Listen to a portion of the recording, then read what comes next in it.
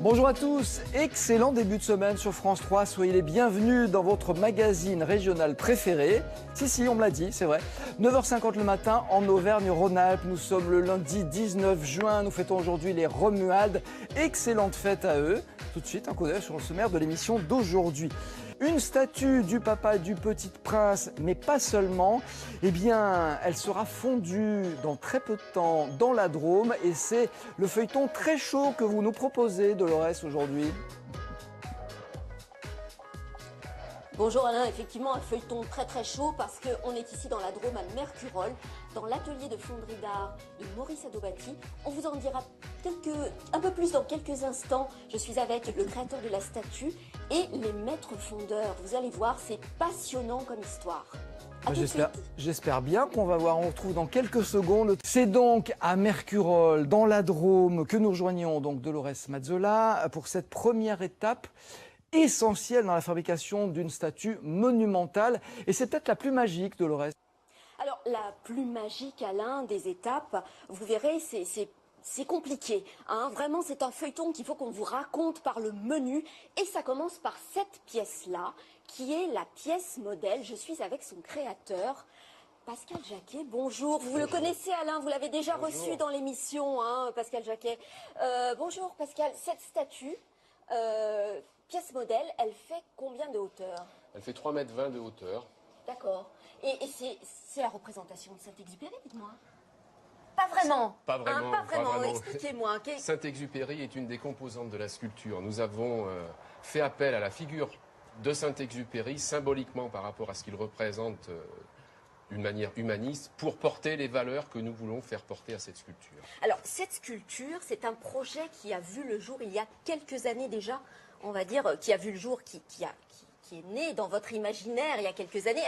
C'est un projet qui date de quand? C'est un projet qui date de 2011, qui a germé dans l'esprit d'Alain Ravouna, qui est le fondateur du festival Lyon BD, et qui recherchait un trophée pour ce festival. Voilà. Et ils ont mené une réflexion avec Benjamin Lebec, qui est un dessinateur, et de fil en aiguille, Alain a pensé à faire appel à la figure de Saint-Exupéry, qui, en tant que dessinateur, auteur et lyonnais, pouvait être utilisé dans ce cadre-là.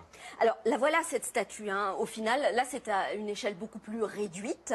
Donc voilà à quoi elle va ressembler au final. Donc on a la figure de Saint-Exupéry, on a... La représentation de la jeune génération, le principe étant, c'est une espèce d'éloge du principe de transmission intergénérationnelle et qui se fait grâce à la culture, c'est-à-dire le livre et le crayon. Le livre et le crayon, hein, puisqu'il est dans les mains du lionceau, c'est un Exactement. petit lion. Alors, elle est compliquée cette statue, on voit il y a un élan, c'est un petit peu un symbole aussi, cet élan vers l'avant. La sculpture a son propre langage et tous les paramètres de la sculpture sont signifiants. Donc il ne faut pas considérer le déséquilibre simplement du point de vue technique, mais du point de vue du sens. D'accord. Je l'ai pensé, cette sculpture, comme un arbre. Depuis une trentaine d'années, moi personnellement, dans ma Bourgogne, je plante des arbres avec mon épouse. Et en tant que plasticien, cette notion de végétal et d'arbre est très importante. Et lorsque Benjamin et Alain m'ont parlé qu'on pouvait éventuellement faire une sculpture en partant de ce casting-là, j'ai pensé tout de suite à Terre des Hommes.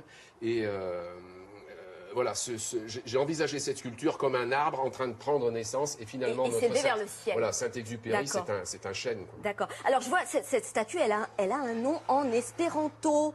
Elle s'appelle comment? Brilla Estonteco. Pourquoi? Alors Estonteco, qui signifie avenir radieux en espéranto. Ouais.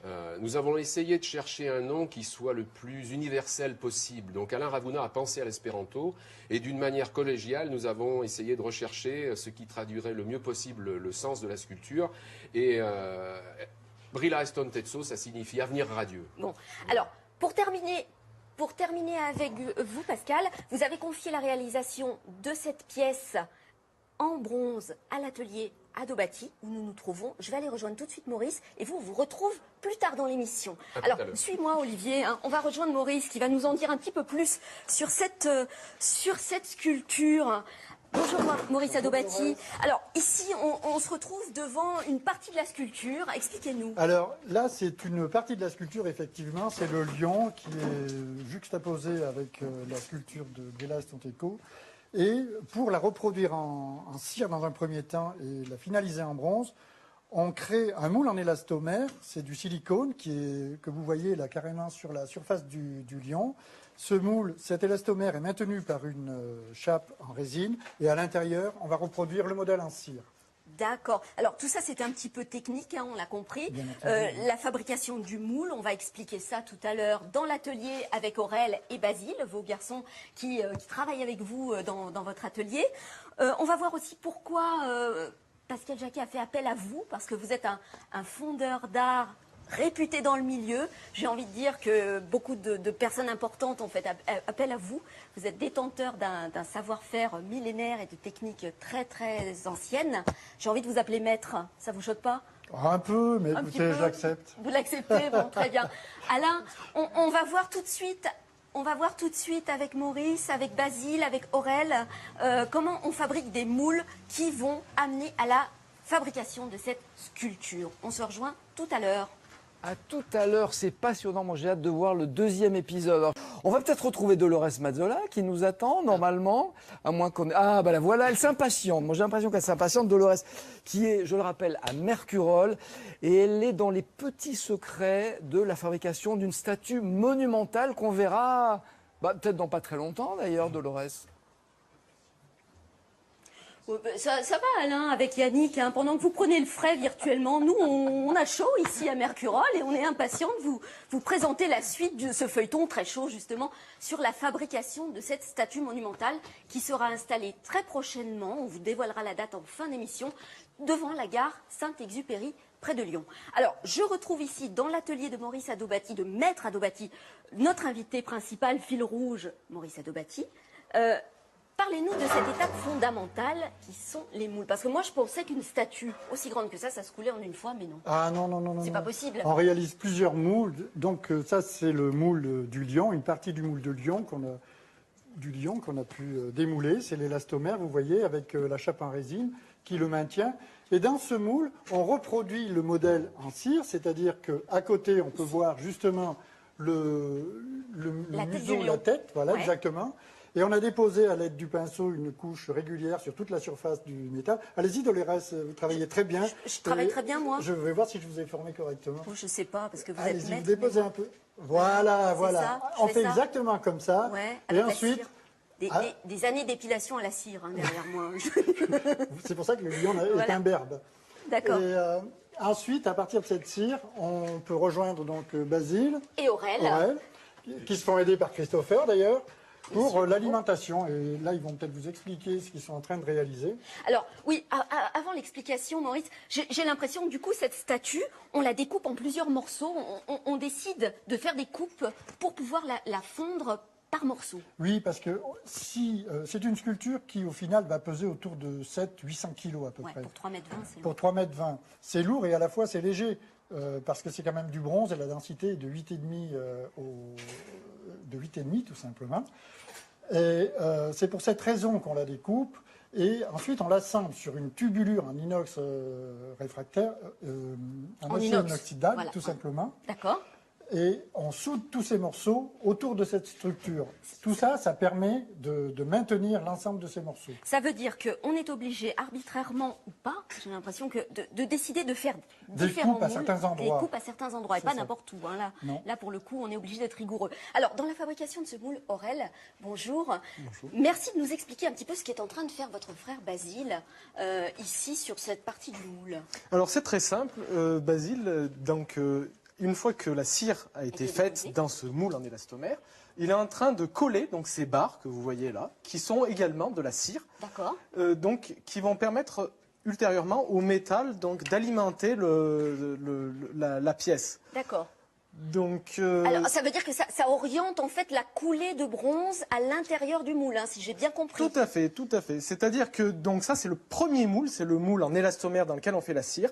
Et après, dans ce moule, on va faire donc un moule réfractaire, en plâtre réfractaire, qui va donc dans lequel il y aura la cire en fait. D'accord. Alors parce que moi naïvement, je croyais qu'on coulait non seulement la statue en une fois, mais qu'en plus, on utilisait l'élastomère, on le gardait comme ça, mais ça, c'est pas possible. Hein. Effectivement, l'élastomère ne peut résister à la température, donc la très haute température du bronze en fusion. D'accord. Donc, c'est pour ça qu'on fait dans ces élastomères des cires Et ces cires, on fait un deuxième moulage, le moulage réfractaire, qui donc va permettre de faire, en fait, d'être cuite et donc de disparaître en voilà, fait. la cire va fondre. D'où c'est perdu d'ailleurs. Hein. Alors effectivement, c'est la technique de la cire perdue qu'on utilise aussi dans d'autres métiers, en verrerie par exemple, je crois. Hein. Si je dis pas de bêtises, vous m'arrêtez, maître. Hein, exactement. Donc, et puis dans d'autres domaines aussi, hein, comment ça s'appelle, les prothésistes l'utilisent aussi cette technique. Et puis dans le domaine industriel, naturellement. D'accord. Alors Aurel, vous avez travaillé aussi à la fabrication de ces moules qui vont permettre après la création de la statue finale. Combien vous en avez conçu pour arriver à cette... Combien il en faut Alors, de ces moules pour réaliser une pièce de la taille du Saint-Exupéry, il faut approximativement, on va dire, 16 moules. 16 moules. Entre 15 et 20 moules, nous on en a fait à peu près 16. Donc voilà, c'est. Oui, c'est quand même. Alors c'est une étape quand même que vous maîtrisez parfaitement. Oui. C'est celle où il n'y a pas de surprise. La technique de la fabrication du moule, c'est quelque chose que vous connaissez. Les procédés sont rigoureusement techniques et du coup il suffit donc d'appliquer les méthodes pour pouvoir obtenir des résultats. Vous êtes en train de me dire que c'est facile, mais je n'en crois pas un mot, n'est-ce pas, Maurice? Si, c'est vrai, ils sont bien formés, ils sont nés dans le chaudron, il faut dire. Ils sont tombés dans le chaudron quand ils étaient petits. Voilà, Alain, on va se retrouver dans quelques minutes pour la suite. On continue à avoir très chaud ici. Pour la suite de ce feuilleton sur la fabrication de cette magnifique statue Brilla Estanteco. C'est ça, on va voir ça avec son créateur tout à l'heure, parce que c'est de l'espéranto, je manie pas très bien cette langue encore, même si c'est une langue internationale. On va voir ça tout de suite. Ouais, vous maniez plein de choses, tellement mieux, Dolores. On vous retrouve dans quelques secondes. Toute l'équipe était les yeux rivés sur l'écran, parce que c'est vrai que c'est passionnant. On va retrouver Dolores Mazzola tout de suite à Mercurol. On est en train de voir comment est fabriquée cette statue monumentale qu'on verra dans quelques temps, j'imagine, à 2 pas de l'aéroport Lyon-Saint-Exupéry. On approche dans les étapes, là, la statue et progresse, Dolores. Alors, oui, Alain, effectivement, on progresse dans les étapes de fabrication. Là, ici, avec mes deux invités, avec Aurel et Maurice, on a un petit peu le résumé de la séquence précédente. Expliquez-nous. Oui, c'est exactement ça. On voit le travail qu'a pu réaliser Basile en dessous, dans le moule en élastomère qu'on enlève, pour finalement découvrir la cire. La cire, le modèle en cire. Et là, on voit le bras avec la main amputée. Et on enlève, pareil, de l'autre côté, une chape en résine pour permettre de découvrir complètement le bras. Et ensuite, on va pouvoir l'englober dans un moule de plâtre, un moule de potée, on appelle ça, de manière à le faire cuire, d'où cire perdue, puisque toutes les parties en cire vont fondre et laisser du vide dans lequel on va mettre du bronze en fusion. Alors, cette étape-là de bronze en fusion, c'est la fameuse coulée. Exactement. Alors, c'est une étape un petit peu sensible, on va dire, Aurel, hein, n'est-ce pas? On avait vu... Tout à fait. C'est une étape qui nécessite énormément de concentration. Et donc, il fait extrêmement chaud. Oui. Et aucune erreur n'est permise, étant donné la température de 1200 degrés. 1180 pour être précis. Pour le bronze en fusion. Pour le bronze en fusion. Alors, on avait des images, parce qu'on est venu quand même un petit peu avant voir cette coulée. Vous nous en aviez organisé une. Alors, ça se passait très exactement par là. Hein. J'aimerais qu'on voit, on va se mettre à l'endroit même où se passait cette coulée, ici. Voilà, c'était là-dessous, effectivement, Dolores. Je me souviens sous que nos vous étiez pieds. tous les deux à manier le creuset. Voilà. À l'aide du palan aussi, c'est ça. C'était un petit peu... c'était chaud. Hein, c'était chaud, on peut le dire. C'était chaud. Oui. Alors, on fabrique toujours plus de... On fait fondre du bronze un petit peu plus qu'il n'en faut. Oui, de manière à ne pas couler à court, comme on dit dans le jargon du métier, parce que le métal, une fois qu'on l'a coulé, il durcit et on ne peut pas remplir le moule en 2 fois. C'est pour cette raison qu'on coule en une seule fois et qu'on en fait un peu plus et on lingote le surplus. Alors, moi, je me souviens, dans cette étape, Aurel, que personne ne parlait. Tout le monde retenait son souffle. On était suspendu à vos gestes. Et là, pour le coup, c'était spectaculaire. On voit cette matière en fusion qui s'échappe du creuset. Ça fait ça à chaque fois. Effectivement, le rayonnement est tel que ça laisse bouche bée, je dirais, oui. le public. Le public. C'est vrai que C'est toujours sur chaque- spectaculaire. voilà, très C'est spectaculaire. très émouvant parce que c'est quand même du bronze en fusion. On sent Oui. que la matière, on ne peut pas la La palper, maîtriser, on la dompte oui. pas. Et en même temps, il y a à la fois la fumée, les odeurs, Oui. la chaleur qui est énorme, dense. C'est un effort Oui, colossal. vous peinez, hein, vous êtes à deux, on vous C'est sent une transpirer. partie hein. difficile du travail. Ouais, et puis c'est très surtout, ça représente des journées, des semaines, voire plus de travail en amont. Donc Oui. on joue quand même une partie importante. Et bon, au fil du temps, effectivement, on s'habitue un petit peu plus à réaliser ce travail dans ces conditions. Mais ça reste quand même difficile parce que C'est quand même c'est un moment artisanal fort. et c'est un moment fort Fort. de ce métier. Alors, Aurel, vous disiez, c'est un petit peu la seule étape qu'on maîtrise le moins. Effectivement, C'est la seule étape sur laquelle on n'a pas trop de prise. Si c'est Alors, raté, c'est raté. Hein. C'est raté, effectivement, mais nous, on maîtrise quand même la température du bronze. La seule chose qu'on ne maîtrise pas vraiment, c'est l'intérieur du moule, en fait. Oui. Le moule qui, lui, doit être manié avec d'énormes précautions. Et donc, la cuisson de ce moule, tout ça est une étape délicate. Alors, on va moi, dire. je me souviens, vous m'aviez expliqué, en plus, le moule, il est enfermé, emprisonné dans du sable, il est enterré là-dessous, sous nos pieds. Hein, c'est ça, hein, si on Attendez, soulève je là, vais il vous y a montrer. quoi? Allez-y. Regardez, il y a du sable Il y a de du moulage. sable. C'est un sable qui est, comme on dit, plastique. Il tient comme ça. Ouais. Vous voyez, quand on le serre, Ouais.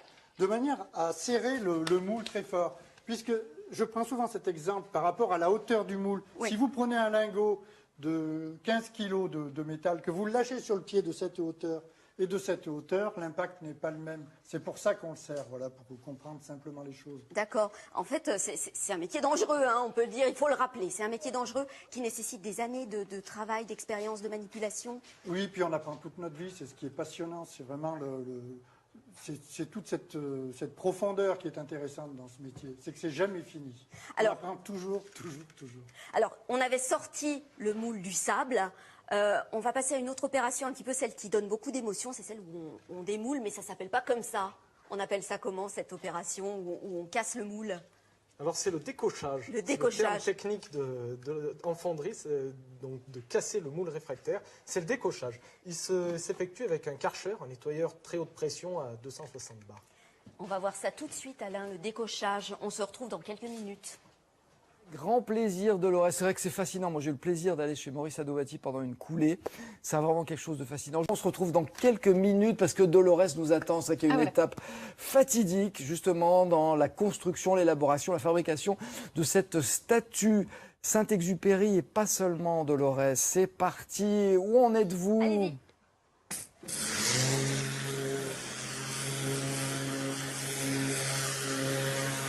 C'est bon, on peut s'arrêter.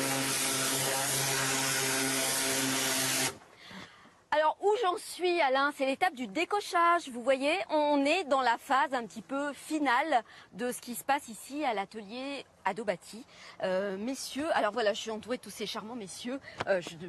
C'est une chance pour moi. Expliquez-nous cette étape de décochage, en quoi ça consiste. Vous l'avez expliqué un petit peu tout à l'heure, Aurel. Alors, Qu'est-ce qui il se passe s'agit donc de casser, de nettoyer le plâtre réfractaire pour laisser place au bronze qui est brut de fonte. D'accord. On voit donc le bronze qui est donc d'une Regarde, couleur Olivier. noire, c'est comme là-bas. Ouais. Et ce n'est pas la couleur naturelle du bronze, c'est une réaction qui se fait entre les parois du moule réfractaire et le bronze à très haute température. D'accord. C'est voilà, ça s'appelle de la calamine.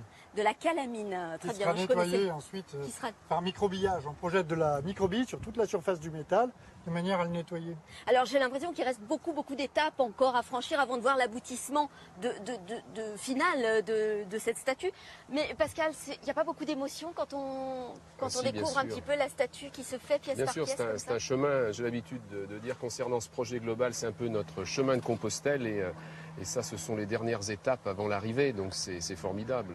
Oui, parce que ça fait quelques années que le projet est en route et que vous On va bataillez. achever la 6e hein. année. Ça fait la 6e année que vous êtes là à travailler sur ce projet de statue. Rappelez-moi le nom, parce qu'on a un peu fourché l'un et l'autre, hein, Maurice, tout à Donc l'heure. Brilla Estonteso, avenir radieux en espéranto. Parce que c'est une histoire de transmission entre générations, une histoire de passage de relais, un petit peu comme ce que fait Maurice aujourd'hui dans son atelier avec ses fils, avec Aurel et Exactement. Basile. Exactement, Donc c'est un peu le symbole que vous avez voulu tout à fait. faire porter par cette statue. tout à fait. Le symbole de transmission intergénérationnelle. Et puis cette statue, c'est un message d'espoir à l'intention des jeunes générations. C'est aussi une allégorie des énergies en marche pour la région, pour faire avancer. Il faut qu'on trouve le chemin. Alors cette statue, elle va être installée très prochainement, Maurice. Fin septembre, vous allez Oui, les dates l'installer? sont plus ou moins arrêtées sur la dernière semaine de septembre. D'accord. Autour du 25, je crois, d'après ce que j'ai comme information. Et l'inauguration, on vous laisse le mot, Pascal. L'inauguration, c'est quand? L'inauguration le 11 octobre sur le parvis de la gare TGV Saint-Exupéry. Le 11 octobre. Le 11 octobre. J'espère que nous, on y sera. On le souhaite. Alors, il vous reste combien de moules à fabriquer, combien de pièces à fabriquer, si c'est pas trop secret encore, Maurice, Non, Aurel? pas du tout. Nous avons presque fini de réaliser toutes les parties en bronze. Et puis maintenant, il reste tout l'assemblage. On peut voir, on a déjà commencé là, mais Oui, tout est là-bas, hein, oui, dans l'atelier. tout est dans l'atelier. Voilà, c'est presque, c'est pas fini, mais c'est en bonne voie. Le mois prochain, on pourra vraiment voir la sculpture. Ça veut dire que vous allez travailler tout l'été avec de la cire, avec du bronze, dans les fours. C'est ça, Vous on allez va avoir profiter de la très chaud. chaleur et même en rajouter encore. Et vous allez même en rajouter. Alors, j'aimerais qu'on dise un petit mot, s'il vous plaît, Pascal, du financement aussi de cette statue, parce qu'il vous a posé un peu souci. Et on peut dire merci à certaines personnes qui sont ici avec nous, qui ont suivi toutes les étapes. Tout à fait. Le financement de la sculpture, on le rappelle, cette sculpture n'est pas une appel d'offres, c'est un projet privé. Ouais. Et il est financé jusqu'à maintenant via des fonds privés et d'entreprises. Donc on rappelle aussi que nous sommes les jardiniers qui permettons à cet arbre de pousser, mais pour qu'on lui permette de grandir jusqu'au bout, il nous manque encore des fonds. Un petit peu de sous, Il nous manque encore ouais. des fonds, même si la date d'inauguration est fixée au 11 octobre. Les donateurs sont les bienvenus. Voilà, les donateurs sont les bienvenus dans le cadre du mécénat, donc particuliers, entreprises qui se reconnaissent dans les valeurs que nous essayons de développer, de faire porter par cette sculpture. Rejoignez-nous, aidez-nous à aboutir. C'est le message. Voilà, c'est alors, le vous message vouliez final. faire un petit coucou à deux mécènes qui sont là depuis le début Voilà. et qui veulent être discrets, hein, mais on va les montrer quand même. Ils sont là derrière nous, ils se montrent pas, ils sont discrets, ils sont Un merci modestes. tout particulier Ouais. à Jean-Luc et Françoise qui nous accompagnent depuis le début. Ce sont nos premiers mécènes et surtout, ils nous accompagnent au quotidien dans chacune des étapes, aussi bien au niveau de la réalisation de la pièce modèle que régulièrement au sein de l'atelier pour faire un reportage photo. Et c'est Jean-Luc qui alimente le site internet de la sculpture. Alors on peut y aller hein, sur ce site internet, on retrouve les coordonnées aussi chez nous, hein, Tout à fait. on retrouvera tout ça sur notre site internet. Moi je voudrais dire Maurice, chapeau bas, respect pour votre art, votre travail. Je suis très impressionnée par ce que vous faites ici, je suis soufflée, bluffée parce qu'il fait très très chaud et quand on travaille comme ça, dans la bonne humeur en plus, parce que j'ai l'impression vraiment que voilà, tout ça se fait naturellement, respect. Je crois que Paul Bocuse aussi vous a appelé maître, vous me disiez Oui, pendant c'était l'émission. drôle quand, Oui. enfin, sortant de la bouche de Paul Bocuse, c'est particulier, ça vous cloue Oui. le bec. Parce que ce qu'il faut dire drôle, aussi, il a c'est beaucoup que d'humour. vous fabriquez des statuettes pour les Bocuse d'or qui voyagent un petit peu dans le monde entier et tout le monde aimerait en avoir une qui sort de vos ateliers, hein, c'est Oui, ça? c'est ça, c'est-à-dire que depuis que César est mort, c'est lui qui réalisait avant les sculptures des Bocuse d'or. Paul Bocuse a décidé de faire travailler des artistes de la région et un beau jour il nous a appelés, il est venu et puis tout s'est s'est enchaîné comme voilà, ça. tout s'est enchaîné. Merci Pascal. Merci à vous. Maurice. Merci beaucoup. Merci Aurel, merci à nos mécènes, merci Basile, merci Christopher aussi qui a débourré, qui a débourré la statue. Décoché, débourré c'est pour les chevaux, hein, évidemment. Voilà, on se trompe, hein, les métiers comme ça c'est compliqué, on n'apprend pas le métier de fondeur en 5 minutes. Hein. Décocher la statue, le débourrage c'est pour les poulains et les chevaux. Merci. Je vous dis à très vite Alain, on se retrouve tout de suite. Bah, très bientôt. On vous embrasse en tout cas. Merci à toute l'équipe qui est sur place et à Olivier qui était dans la caméra, qui nous a fait profiter de tout ce qu'on pouvait voir.